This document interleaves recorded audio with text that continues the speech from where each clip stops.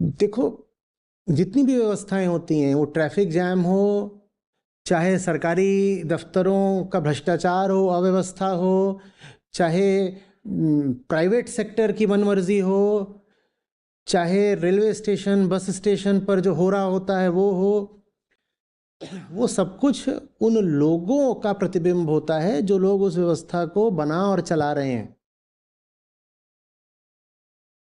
खराब व्यवस्था है माने लोग खराब हैं, सीधी सी बात, कोई बहुत गहरा कारण नहीं है। सड़क खराब है माने बंदा खराब है। जिस क्षेत्र की सड़कें बहुत खराब पाओ, जान लेना कि वो लोग भी बहुत अच्छे नहीं हो सकते। देखो, विरोध जन्म ले रहा है, अच्छी बात है, आंख खुल रही, पर कोई शिकायत ही करता रह जाए तो ये गड़बड़ बात है। अगर समझ में आ गया है कि गलत जगह फंसे हुए हो तो आगे बढ़ो। और इसमें तुमने अपनी जगह के साथ कोई विश्वासघात नहीं कर दिया, तुमने कोई ठेका नहीं ले रखा है कि अपनी जगह की खातिर, अपनी व्यवस्था की खातिर अपनी जान कुर्बान कर दो। नहीं नहीं नहीं नहीं नहीं, जीवन ने तुम्हारे ऊपर इस तरह का कोई कर्तव्य नहीं छोड़ा है, बिल्कुल भी नहीं। तुम्हारा कर्तव्य है सत्य के प्रति और मुक्ति के प्रति। हाँ, जब खुद कुछ पालो तो दूसरों में बांट जरूर देना, ये करुणा की बात है। खुद पंख मिल जाएं, आसमान का स्वाद ले लो, तो दूसरों को भी उड़ने के लिए प्रोत्साहित कर लेना, वो अच्छी बात है।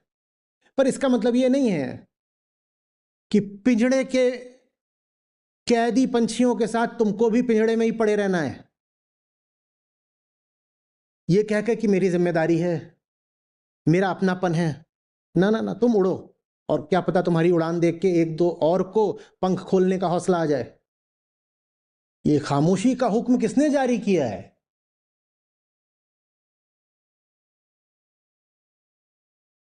और व्यवस्था अगर बदल नहीं सकते हो तो उसमें पड़े पड़े सड़ना क्यों है? हटो ना।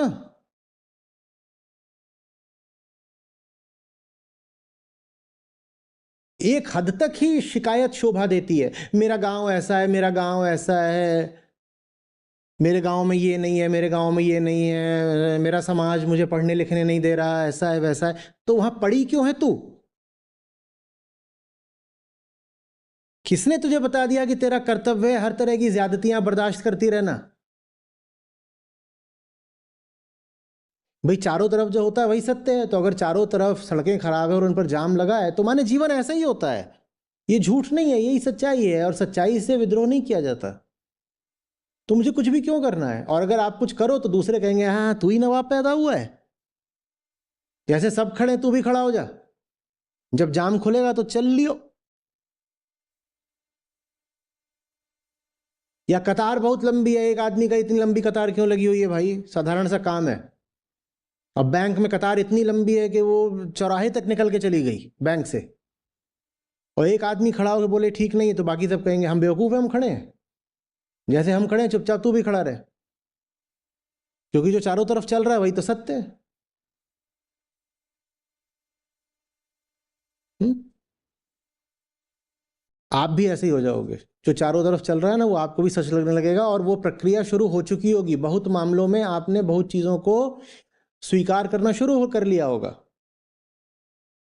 और इसीलिए अपनी जगह से हटके दूसरी जगहों की यात्राएं बहुत आवश्यक होती हैं। चाहे अपने गांव से हटके दूसरे गांव जाने की बात हो, चाहे दूसरे शहर, दूसरा प्रांत, देश का दूसरा क्षेत्र, या फिर विदेश। जब वहां जाओ तो आपको पता चलता है कि कितनी बातें जिनको आप जीवन का अनिवार्य हिस्सा ही मान बैठे थे, जीवन का अनिवार्य सच ही मान बैठे थे, वो अनिवार्य नहीं है। देखो, दूसरे लोग उन बातों को बिल्कुल हटा करके जी रहे हैं और मौज में जी रहे हैं, और आप कह रहे थे नहीं, पर ये चीज़ अगर जिंदगी से हटा दी तो जिएंगे कैसे? ये देखो प्रमाण, हटा रखा है और मौज में जी रहे हैं, तुमसे ज़्यादा बेहतर जी रहे हैं। देखो, तुम जो बोझ लिए बैठे हो उस बोझ के बिना भी फल फूल रहे हैं, उस बोझ के हटाने के कारण ही फल फूल रहे हैं।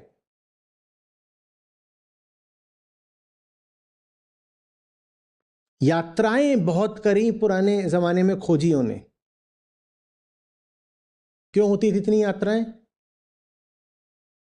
ताकि वो एक जगह से अनुकूलित होकर ना रह जाएं। और यात्राओं का फिर एक दूसरा लाभ होता था कि जो उन्हें मिला, जो उन्होंने जाना, यात्रा करते थे तो दूसरों में भी बांटते चलते थे, खुद भी जानते थे और यात्रा करते थे तो नए नए लोग मिलते थे, उनको बताते भी चलते थे।